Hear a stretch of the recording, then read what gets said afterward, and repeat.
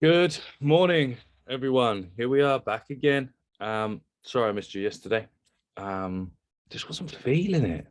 Just wasn't feeling the juice, and that's a big part of it. I think we fall into the trap of having to continue to push and push and push and push. And I was speaking with my mentor yesterday, and he said to me, "It's like I like slow. I like slow." And it just sort of resonated with me a little bit. And maybe someone else needs to hear that today. If you're listening to this, stop rushing, stop chasing. Look at me. If you're watching this on the video, I've got a cup of coffee. I'm in my dressing gown. I've got my slippers on, and I'm just talking shit, basically.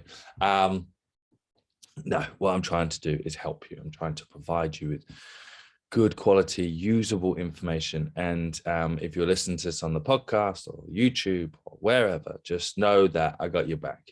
I got your back. And if you want to join the mentorship program, let's be honest. That's because you want to do it. If you're a coach, you need to do it. The graduates that are coming out now, the legacy Sportland Nation, which is building. Oh my Christ, what have we got going on in there?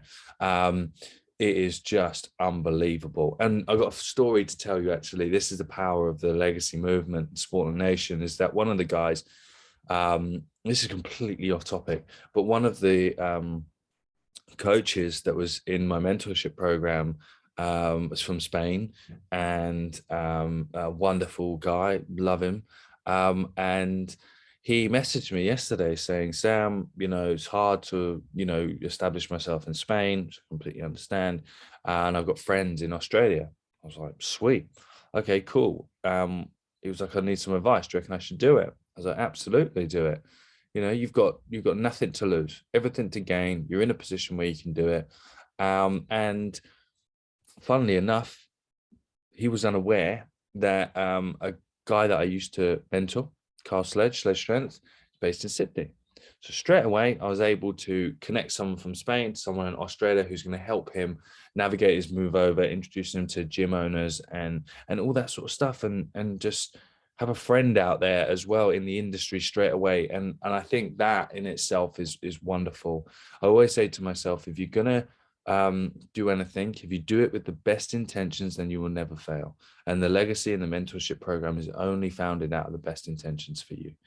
And that is just one of many stories that we've got. So, but what I wanted to quickly talk to you about today is effective lateral separation. Now, I was first introduced properly into the concept of separation when I started working with American footballers. And obviously separation being the distance that you can create between you and another person during an evasive movement, aka don't get blocked, don't get tackled. And excuse me, coffee. And with that, then in my mind, the way that I like to work, the way that I like to coach is about building frameworks around that. And you'll hear me talk about frameworks all the time. Because I'm not in the business of making my life difficult. Once I have a framework and I learn the framework in my own mind, then I can coach freely and explore bandwidth within that framework when I'm coaching. So what we look to do is go, right, in my mind, so what do I need to do to create effective separation? In American football, it's going to be from a static start. So what do I need to do? I need to apply the first two laws of motion: overcome inertia and accelerate. How do I do that effectively? Well, first of all, I need to put myself in positions where I need to overcome inertia. And then I need to put myself into positions that allow me to accelerate. And what we're looking here is effective half a meter. That's the difference. Take American football. We're looking for half a meter of movement that can make all the difference. And so that's why you'll see I put a video up today on my Instagram. And if you've not cottoned on yet, my Instagram content complements these episodes. And so so check that out. But if you are in a position where you're not working the individual body links within that movement, then you're unable to sort of effectively condition the working tissues to allow the skill. So I've chosen a drill from my drill stacking system, which is a sort of a level 2 drill, and which demonstrates the need for good angular positions, good starting strength, good coordination, and good grasp of concept of the skill of separation. From there, we train hip releases, we train hip end range, hip extension, rotation, combining in the trunk and everything, because I'm not naive to believe that when we train frontal plane only, we still have to understand the rotational angular elements that we need to apply on it, which I'll do a whole episode on centripetal versus centrifugal force soon. And within that, you can then start to see how effective these drills in isolation are. We've got learning drills, we've got loading drills, and we've got execution situations. Tough for me to say. A bit of hole in my mouth last night eating chicken wings, so my mouth's a bit swollen. And so from that point of view and that standpoint, that's where we are. That's how we can get to work. That's how we can do it, and that's how we can train effective separation with one drill, with a framework understanding, and apply readily. But how does that work in rugby? How does it work in football? How does it work in when there's initial locomotion coming towards it? That's the question I hear you say. That's the question I hear you ask. Sam, I don't play American football. I play rugby, or I coach that. My players are moving at anywhere between 5 to 8 to 9 meters per second before they have to understand separation. And yes, you are very correct. And there is a stage of this. So what you need to do is understand the concept of maximum propulsive force, okay?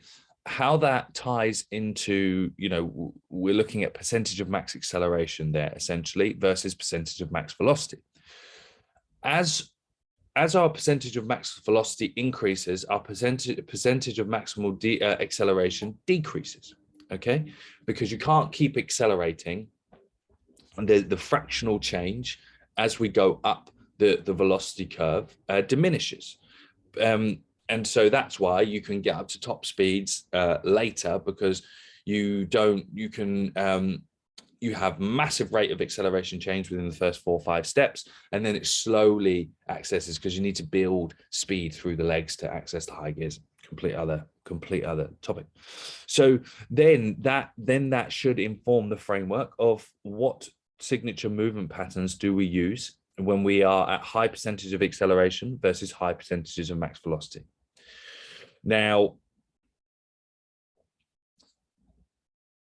well, what do I do with this now? That is a huge topic to understand, but I'm going to break it down really simply for you. So first and foremost, as we are working through acceleration, okay, if you can imagine this in your mind, the low end of maximal acceleration, we are looking at shuffles, single push outs, and basic movements into crossovers and transitions and all those sorts of things. As we're increasing up the percentage of maximal acceleration, see this drawing in your mind. As we are increasing, what we have to do is start looking at our braking distance towards the opponent. Remember, simply, the rule that I say to my players, if you are 5 meters away and you've not started that movement, it's late. You better truck up and run that fucker over, excuse me. But that, because it's too late. And what you need to be doing is getting that separation happening. And then it comes from as we're moving higher up percentage of acceleration, obviously the higher acceleration that we're carrying, the more deceleration force we need to apply. Then we need to anticipate and move through our foot pattern sequence. And there's a fundamental 3-step pattern that I've identified, and that exists across all of them. Just the timing is different. And from that point of view, and from there, you need to be able to understand and pick the right tool. So that's as we progress through. I have to do an infographic. Let me know if you want me to do this as an infographic. And we do have, just as a complete side tangent, the new speed manual will be coming out at some point later this year.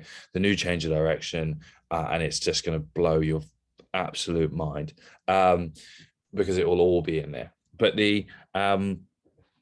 as we start moving towards higher percentage of max velocity, with obviously lower percentages of maximal acceleration or lower percentage of acceleration, then you start looking at obviously doing it earlier, arcing, or that's when you, in rugby and all that, that's when you get the stop go elements. You can use your hitch kick patterns. You can really swerve in and swerve out. So that's how it will extend over, but the signature positions and everything still find at higher percentage of max velocity. We're looking at how much max velocity can we maintain whilst moving. Whereas maximal deceleration, how much of the decay of acceleration can we limit? Because the problem is, have you ever seen someone accelerate, they fucking do a dirty cut, but then can't get going again? That's because they get stuck in the ground. They've decelerated so hard that they can't then re-overcome the inertia. Newton's first law. They can't re-overcome that inertia, because you can imagine their suspension has just been squashed. So loads of stuff in there. A whole new model for you to understand and get your head around. Let me know in the comments. All the links and everything. You can book a call with me. You can chat to me about all this stuff. It's all there for you. And also, if you want to come on this podcast, have a coffee with me at 7 o'clock in the morning, you are more than welcome to. You just got to get up, you got to make a good brew, and make sure you have a good dressing gown with you. So I bid you good day. I bid you farewell. I say thank you very much. And who knows, might have something special planned for you tomorrow.